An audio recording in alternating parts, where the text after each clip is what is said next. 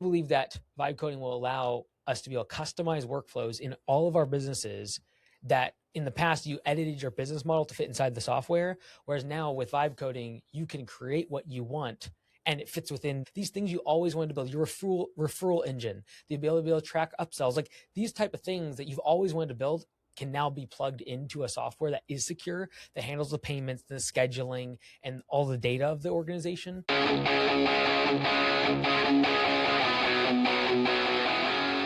This episode is brought to you by 10X Nerds. If you're a business owner doing real revenue, there's a good chance you're overpaying in areas you haven't even looked at. Things like credit card processing, insurance, telecom, and more. 10X Nerds comes in, audits your expenses across 30 plus categories, and finds immediate savings. And here's the kicker. They only get paid if they save you money. It's a complete no-brainer. If you want to keep more of what you make, go check them out at 10xnerds.com. This episode is brought to you by Rakowski Law Firm. If you're a business owner or have built a level of wealth, but you don't have your estate plan dialed in, you're exposed. Rakowski Law Firm helps families and business owners protect their assets, avoid probate, and make sure everything transfers exactly how it should. This isn't just paperwork, it's a real strategy to protect your legacy. If you haven't looked at your plan in a while or don't have one, go to rakowskilawfirm.com.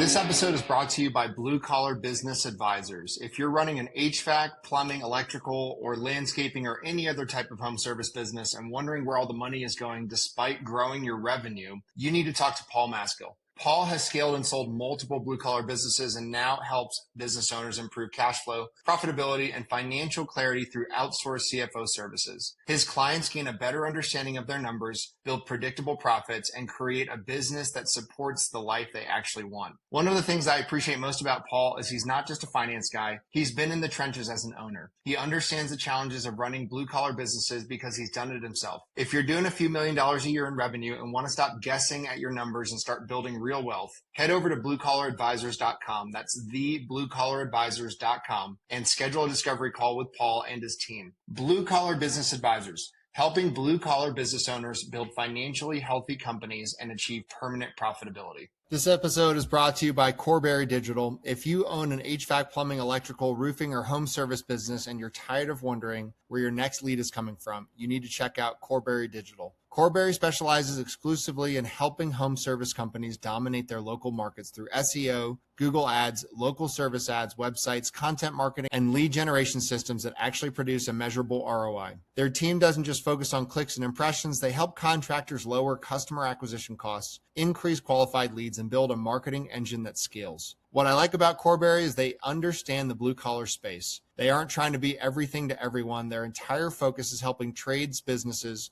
win in their backyard and generate more profitable jobs. If you're looking to grow your business, improve your online visibility, and build a marketing system that works, visit Corberry.com and schedule a strategy session with their team. That's Corberry.com. Tell them you heard about them on the podcast.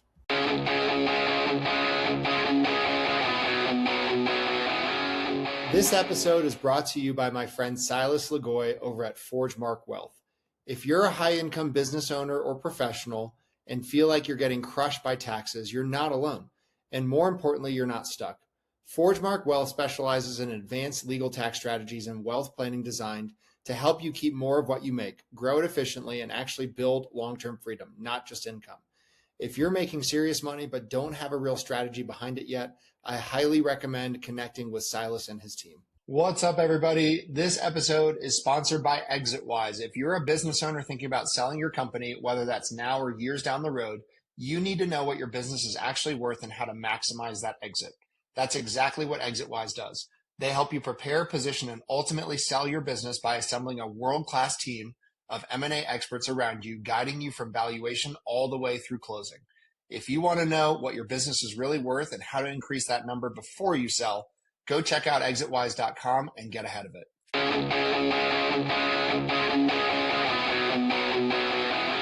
This episode is brought to you by Jonathan Keim and the teams at 360 Commercial Roofing and Top Roof Marketing. If you own or manage commercial property or you're a roofing contractor looking to grow, Jonathan has spent more than a decade helping businesses protect their buildings and scale through proven commercial roofing and marketing systems. His companies specialize in commercial roofing solutions, roof asset management, and marketing built specifically for the roofing industry. Whether you need a trusted commercial roofing partner or want to generate more qualified roofing leads, check out 360 Commercial Roofing or Top Roof Marketing. You can go to www.360, like 360, commercialroofing.com, and Top Roof Marketing, www.toproofmarketing.com. What's up, everybody? Welcome back to the Big Hitters Podcast. I'm joined by Mike Andes, who is a coach for the blue collar space. Started off in lawn care, and now he just helps business owners grow and scale. Mike, I'm always fascinated to hear kind of your 30,000 foot view of what you're seeing with your clients. But tell us your story, man. Tell us a little bit about how you got into the coaching space and, your experience in the field. Yeah, so I started mowing grass when I was 11 years old, and then I started college when I was really young. I was 13. I wanted to become a medical doctor, and so obviously it takes a long time. And so when I was going to for my MD, I dropped out and just started mowing grass again because that's all I knew how to do. That's when I started Augusta Lawn Care, and I mostly dropped out after going to Africa, doing a ton of shadowing work, and just realizing that the medical world in the U.S. is not something I wanted to be doing for the next 40 years. And so that's when I started Augusta Lawn Care. And fast forward to today, we now have 200 locations, do over $75 million in annual revenue. And then we started Homeworks, which is the software we use. And it's used by over 1,000 different home service businesses and does about $4 million in daily revenue through the platform. And yeah, so really focus on the software side, the franchising side, and then obviously the media side with all the turnaround show and the books and stuff like that. Lawn care, 75 million. That I wanted to double click on like each of those different things you said. It was all fascinating to me. So let's start with the lawn care business. How the heck did you get it there? How did you get it to 75 million? Yeah, so it's franchising. So there's about 150 owners, and so the average location does around $500,000 in annual revenue after its second year, and uh, mostly recurring revenue. So mowing, treatments, property cleanups, the basics, and yeah, we've just been scaling location by location, and we want to get to 1,000 locations, but really what we're pivoting to now is instead of going after someone that's just getting started with zero, we're trying to go after the person that is comparing us against like a Baskin Robbins or a Jack in the Box or a Burger King, where they're going to spend $1 million. We believe that the internal rate of return is going to be a lot higher using our model. And instead of starting one Jack in the Box, you can start 6 Augusta Lawn Care locations and have a much better return on your investment. And so we're started going up market after that investor type over the past few months. I think I have a lead for you. He's been buying Dunkin' Donuts, so maybe that's a conversation offline. So talk about the coaching stuff you do. Like I always find it's interesting once people have success in the blue collar space and they start coaching other people. Who are you coaching? Are you coaching a mix of HVAC, plumbing, electrical, lawn care? Is it all lawn care guys? Yeah, so for Augusta, because recently a lot of our owners are starting to become, $1, $2, $3 million in annual revenue, we see the constraint much more being around their leadership and finding great general managers, creating great compensation plans, their communication skills. And so really all I did was create a school community, we call it Home Service Boardroom, for $1 million+ business owners in home services. And so the whole objective there is just to become the leader that is required to get to 10 million. And when I went from 1 million to 10 million, it had nothing to do with really getting better ads or more leads. It was a function of getting the right people on the bus. And we all know that conceptually, but in order to do that, you have to become the type of person that a talent wants to work for, and they want to stay with you for a long period of time, and their goals fit within your vision. And I think that's a lot of times the thing that's their bottleneck, or the thing they hit up against after 1 million, 2 million in revenue. They can't keep growing. Their managers, there's a bunch of churn, and it just comes down to leadership. And so that's really what we do coaching. That's really the only type of coaching I do is around the leadership side for businesses that are over 1 million, but they're really trying to figure out, how do I become the leader that's required to build a $10 million business? Yeah, I hear you. Well, what takes up most of your brain space out of curiosity? Like, is Augusta pretty much on autopilot? Like, what do you find yourself focusing on most of your days?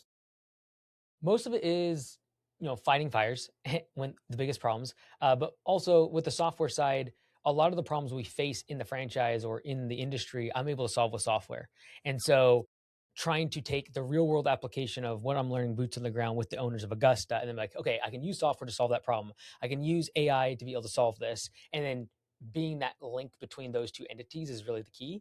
And then obviously use the content side to be able to educate people. But really, I believe that software and AI is like a huge tailwind for the right operators, and it's going to really differentiate in sort of like a K-shaped recovery, if you will, for this industry of the people that adopt it. But having the real world experience is important to make sure that those tools actually move the needle for the home service operators. And so just keeping my feet in that world is the most important part for me, is being grounded in what the actual operators need out in the field. You have a really strong online presence. I'm curious where most of your lead flow comes from. Is it from YouTube, Facebook, Instagram? Do you find that there's one over another that's been really more powerful for you? Kind of a blend of all of it. Everyone usually gets onto the email list in some way because all the free courses, I get their email for that. And so from my email list is usually where there's a lot of like people joining homeworks or joining the franchise, but there's really not a lot of pitching involved. It's just a function of like, free courses, free workshops, everything is free. And then if you want me to do it with you, joining the franchise or with the software side, then I'm happy to help. Let's talk about the software side for a second. So I'm not gonna poke the bear, but I think about this every day. Like one of the incumbent software providers in the home service space is Service Titan, and I've talked to plenty of home service guys that are paying well over 100 grand a year for Service Titan. I mean, their pricing model is insane, which I'm pretty sure came from Oracle. Like that whole kind of like look at your financials and charge you more based on how much money you're making. And I'm just like, how long before people start realizing like you can literally vibe code something like that? I'm curious to hear like what's your goal with the software, and is that kind of, did you vibe code it? Is that something that you have created kind of using modern AI coding technology? Yeah, so there's a team of 30. So to say that I vibe code would be absolutely ludicrous. Also, I would say to anyone that has a meaningfully sized business, like if you want to vibe code your own software, what you're going to do is you're going to swap out your monthly subscription that you pay for whatever tool you're currently using to basically the old days of IT infrastructure, i.e., you would have someone in your organization that does IT. You're like, oh, I'll vibe code it. It's like until it goes down, and all of a sudden you have 30 people twiddling their thumbs waiting for you. And at that moment, you're not going to vibe code the solution when all of a sudden your database is down. You're going to have to go hire someone for thousands of dollars per hour. And they're like, there's a whole industry around like basically the people that are like the Swiss Army knife to come fix the vibe coded issues when someone's like, it's a blank check, just solve the problem. And so I think that for a lot of us, we're just going to go back to the old days of we will pay IT people. Like, do you really want to hire a full time person? If you're paying $10,000 a month, and then maybe there's a real use case for it. But I think that when it comes to security, as these tools, if your tool is vibe coded in AI, there's another AI vibe coded security breaching software that can get into your software, expose all of your customer data, and take their payment information. And that's not Hmm. hard to build. And so if you're going to build it on vibe coded stuff, realize that whatever the scammers and whether it be Mythos or whatever models are coming out, if it come out and they just take all your customer data or they hold it ransom, that's like that happens. That's real, and we can see when people try to get inside the software what they're trying to do, and if you don't have real security, um, I would not be betting your 1% of your revenue that you're paying on your SaaS subscription on whether or not you're going to have data tomorrow. And so it's a risk analysis. I think the code vibing is going to get more and more sophisticated. It's going to get better and better. But I also believe that the hacking will get better, and a lot of the infrastructural problems that people are going to That's face is just going interesting. to get worse. I had not thought about the other side of that coin, so that's fascinating. Yeah. Yeah, I had one developer pull up because we have like a bajillion vibe coded stuff we see every single day, and I was very much on your side, or like the other side of like software's never going to exist. Like vibe code for days. He's like, okay, so which customer do you want to inside their system do you want to see? I'm like, what do you mean? He's like, I can hack in this right now. And I will run a script and I will pull whatever you want to see. I'll tell you all of their visit information. I will pull their payment information. Just tell me what you want to see. I'm like, there's no way. And sure enough, he could do that.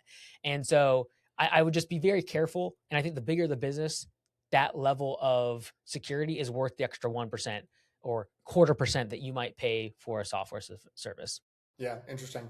Mike, what's going really well in your businesses right now? And what's a big challenge you guys are facing? I think going well, like we're about to release the MCP and API access for Homeworks, and I hope it's the most open and the most exposed data of any home service platform, because I believe that is the future of vibe coding. And so, like, you're, wait, what are you saying?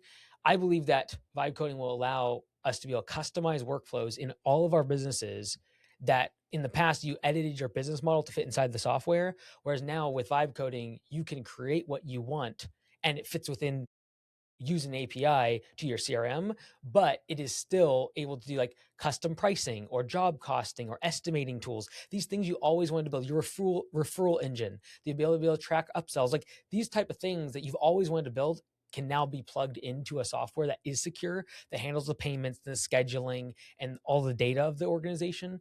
And so we're opening up a bunch of that. I'm super bullish on like where that's going and what it can do for users. In terms of struggles, I think right now the biggest thing that I'm facing is the harsh reality that the growth of the owners at Augusta specifically comes down to their leadership skills. And so that's a very soft, amorphous skill of how do you train leadership? Like we all know leadership is important. We know we need to hire better people. We need to attract the best talent. And everyone we talk to says that that's what the unlock was for them. But how do you actually do it?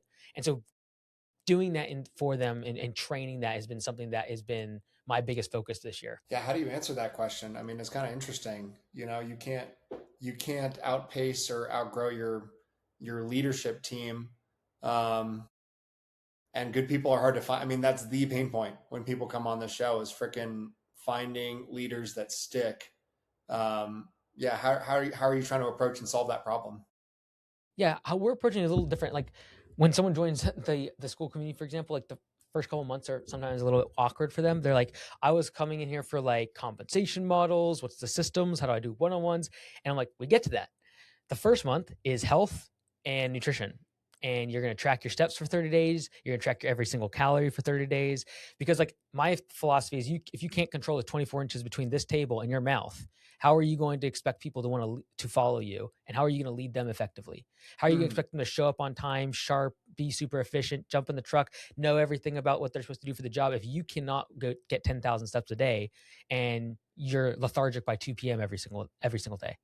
And so it's like really basic. And like the second module, we do 30-day challenges. So they actually have to like show it's an accountability tracker inside the program. But the second month is a 4-hour training on marriage and developing a budget and like a P&L for your relationship inside your marriage, and even just going over parameters like how much, like when should you be home, like when should you be using your phone, like these things. Because so many times when you take it to the extreme, like what causes failure in business, a lot of times it is issues around money and issues around their spouse and their marriage. And Hmm. whether it be divorce or tension, and like, how can I show up as a great leader if I just had a 2-hour fight at home?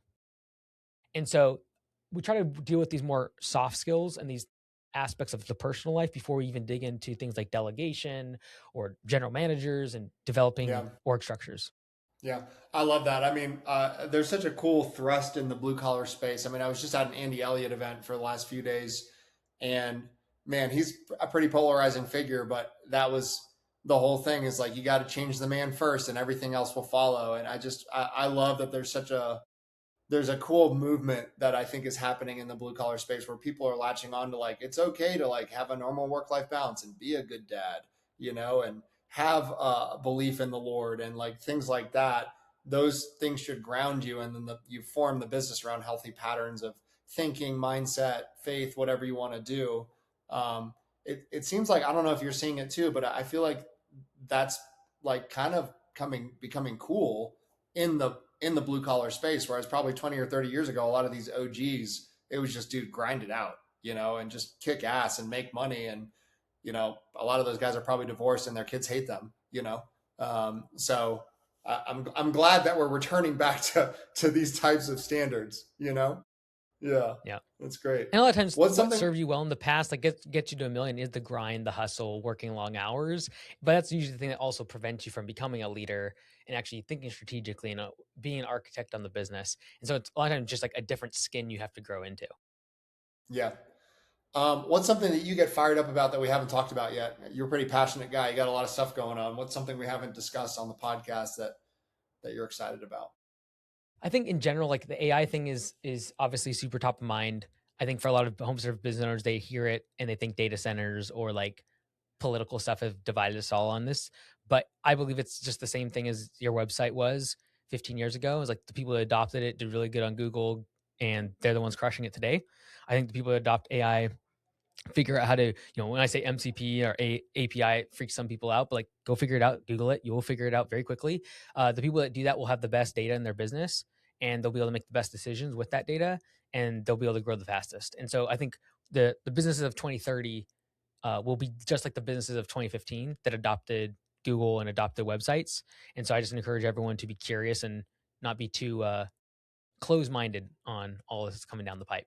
So let's do a quick rapid fire. I'm going to go through different types of blue collar businesses, and I want you to tell me like what's one or two places rapid fire that you would implement AI. Ready? Okay. Yep. Let's go with we'll start with I just had roofer on the podcast. Okay, I'm a roofer. Standard commercial, residential, standard stuff. What's one or two ways you would implement AI? Definitely be using my agents on the phone to be able to sell it over the phone, and using AI to synthesize like their current roofing and the quality or the longevity that they have left to just sell it on the phone, and using imaging to be able to determine when was that last installed. You'd be able to pull permits very quickly, like when was it last permitted, when was their last renovation, when was it built, and you just synthesize like the type of shingles and be able to give information to that agent to be able to produce a really accurate quote without having to roll a truck and go visit the property or get a ladder up on top of the roof. That's 100 miles away from most of these guys who are still door knocking. So would be amazing. And I think like Eagle View, do the estimate. I'm with you. It's interesting right now. I think we're in a time where an AI can literally sell your high ticket coaching program. Like a lot of people don't want to believe that, but like we're there, you know, let alone a roof. Okay, HVAC, plumbing, electrical, same thing, slightly different. I think I would be using a lot of the AI mostly on the technician side because it's a very technical thing to do, and that is whether it be glasses, whether it be pictures, to be able to identify what to do next and what to solve, what to fix. We recently had a handyman come over and he completely messed up the fuses of our HVAC system because he didn't know what he was doing. When in reality, if you would have taken a video, putting that to very simple ChatGPT, it likely would have told him exactly where to put the wire, exactly what not to do, which he ended up doing and breaking the whole thing. But I think just being open-minded, the fact that your phone using an agent like Claude or ChatGPT or your version of Gemini or whatever likely knows a lot more than you and can, if you use these tools of pictures and video to be able to train your technicians so they don't make mistakes out in the field, that's the way I'd be leaning a lot, specifically with highly technical or skilled labor. Okay. This is your A game. Landscaping, hardscapes, outdoor stuff. How would you be implementing AI? I'd be thinking a lot about job costing and being able to customize that to my business. So being able to use a vibe coded job costing, pulling in the data in from my CRM, dumping that in, but being able to track the way that I do my materials, my direct costs, my direct labor, and to actually know what profit margin I have on not once a month or once a year, but like every single job. What's my profit margin? What's my cost of goods sold? What's my gross profit margin?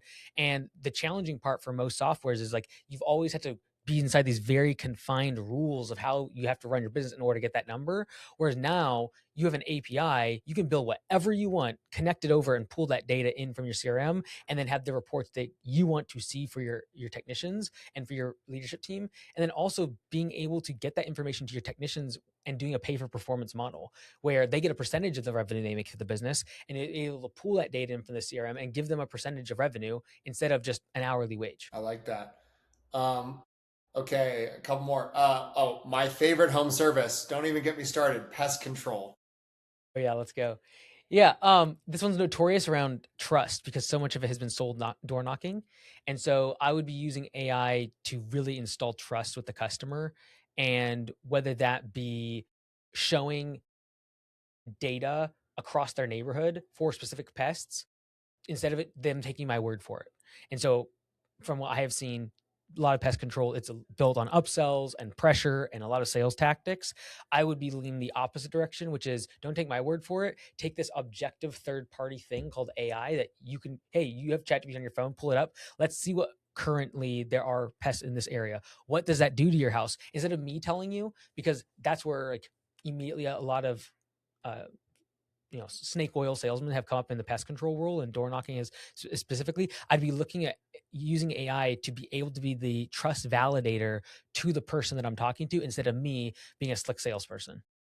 That's interesting because half the pest control guys I talk to are Mormons, so they shouldn't be doing that kind of stuff. They should be, they should be nice and friendly, big smiles.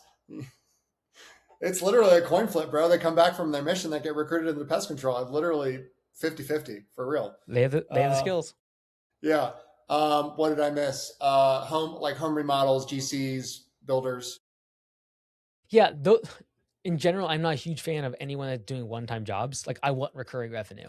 And so I'd be thinking about using AI much more to customize my follow-ups to my one-time projects to try to get them on some sort of recurring revenue, whether it be an insurance based or a like a warranty, or it be an inspection based, like quarterly thing. I got to get them on recurring revenue. But now with AI, I can enrich that communication to be customized to them. So it's not talking about all my customers. It's just talking to them with context of their job, where they live, what services they bought from me, and customizing that upsell. I like that. Did I miss anybody? Oh, there's a bajillion, but people in the comments will tell you. There's some. I'm actually into I'm into the below grade stuff right now, like waterproofing and foundation repair. So that's very cool. Yeah, I think speed to lead for all these guys, like just straight up speed to lead, just an instant response to your peeps. Well, Mike, man, such an honor to have you on the show. I'd like to have you back on in a few months. Where can people go? And I'll pull up my screen here. Where can people go to find out more about who you are and what you do? Just check out mikeandes.com or YouTube. It's all free on there. I love it. Yeah. Beautiful landing page. It looks like you have all the things set up. And yeah, man. And I was noticing the yellow shirt with the yellow shoes is a bold fashion move. I don't know if I could swing it, man. I don't know if I could do it. We'll get you there. All right, man. Well, thanks so much for coming on the podcast. Don't go anywhere because I want to keep talking, but thanks for coming on the show. You're welcome.